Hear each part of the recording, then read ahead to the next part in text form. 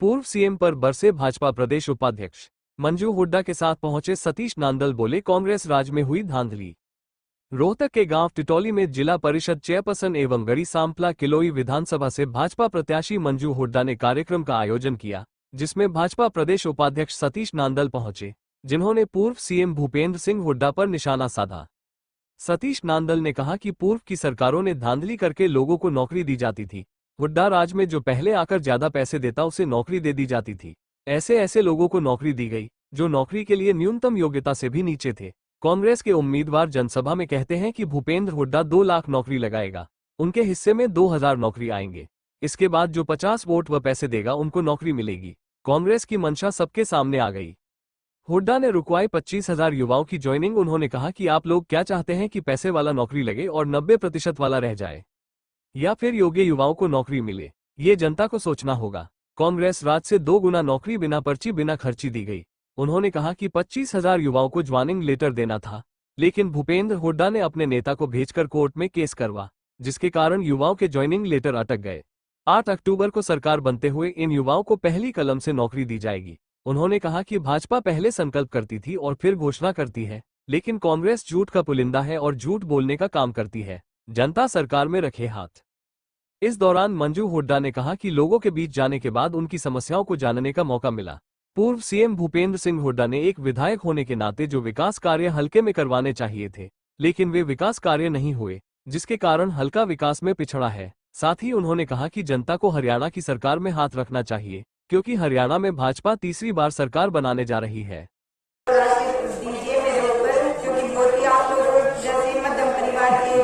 लड़की हूँ मैं, और इतनी बड़ी राष्ट्रीय पार्टी ने मेरे ऊपर भरोसा किया है, तो बस मैं चाहती हूँ जैसे उन्होंने मेरे ऊपर भरोसा किया वैसे आप लोग भी मेरे ऊपर भरोसा करें और मुझे अपनी सेवा करने का एक बार मौका दे दो जी। मैं आपकी हर बीच में खड़ा उतरूंगी, जहाँ भी कहोगे जैसे भी कहोगे आप खड़ी भी होगी। बस आप लोग अपना आशीर्वाद बनाए रखें और वही भरम से, झूठ से, अफवाह से बचें, क्योंकि जो पार्टी भाजपा पार्टी आप लोगों के लिए कर सकती है वो कोई भी पार्टी नहीं कर सकती। वो झूठ बोलेंगे, अफवाहें फैलाएंगे, आपको झूठे पर लोग देंगे, लेकिन सच नहीं होगा। क्योंकि केंद्र में मोदी जी बैठे हैं तो राज्य में भी मोदी जी का होना बहुत जरूरी है, उनका आशीर्वाद होना बहुत जरूरी है। तभी अपने हरियाणा का विकास होगा, आप लोगों का विकास होगा, अपने युवाओं की शिक्षा का विकास होगा, रोजगार का विकास होगा, तो चारों तरफ विकास ही विकास होगा। लेकिन बस आप लोगों का विश्वास और आशीर्वाद चाहिए। और ये बहुत सच बात है कि जो केंद्र में सरकार होती है तो राज्य में जब वो सरकार होती है तभी वहाँ का विकास होता है। नहीं तो आप कर्नाटका में जाके देख लो, आप हिमाचल में जाके देख लो, जितने भी झूठे प्रलोभन दिए हैं वो सभी आज लोग बहुत मजबूर हो रहे हैं, दुखी हो रहे हैं सिर्फ झूठ की वजह से। तो आप इन झूठ की बातों में ना आए और सिर्फ भाजपा को ही विजय बनाए और भाजपा के बटन पे विजय बनाए। मुझे पता लगा कि इस विधानसभा में एक गांव ऐसा भी है जहां ब्राह्मण समाज के लोग ज्यादा रहते हैं, और उन्होंने कहा आपको उस गांव में आना है। मैं आज इस गांव में इसलिए भी आया हूं और आपसे एक निवेदन करना चाहता हूं, अगर हिंदू समाज को बचाना है तो ब्राह्मण समाज को आगे आना पड़ेगा। और अगर आने वाली पीढ़ी आपको माफ नहीं करेगी अगर आपने इस हिंदू समाज को बचाने का नेतृत्व आप लोगों ने नहीं किया।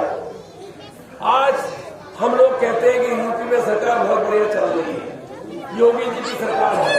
अरे वो एक ब्राह्मण ने उसको वोट दिया था तब वो योगी वहां के मुख्यमंत्री बने थे। नहीं तो कांग्रेस पार्टी के लोग तो दूसरी दल के लोगों को, दूसरे समाज के लोगों को, दूसरे धर्म के लोगों के लिए कुछ भी करने के लिए तैयार थे, परंतु वहां के ब्राह्मणों ने कहा कि नहीं, हमें हिंदू समाज को बचाना है और इसलिए एक वोट देकर योगी को मुख्यमंत्री बनाया। आप ये मान लें कि हरियाणा में भी आपको अगर सरकार बनानी है तो एक वोट केवल अपनी नहीं, अन्य समाज की वोटें भी भारतीय जनता पार्टी को डलवानी है। और आपके सामने युवा नेत्री मंजू हुड्डा के रूप में भारतीय जनता पार्टी ने कमल का निशान देकर घोषणा किया है। इनको जिताने की जिम्मेदारी नमस्कार।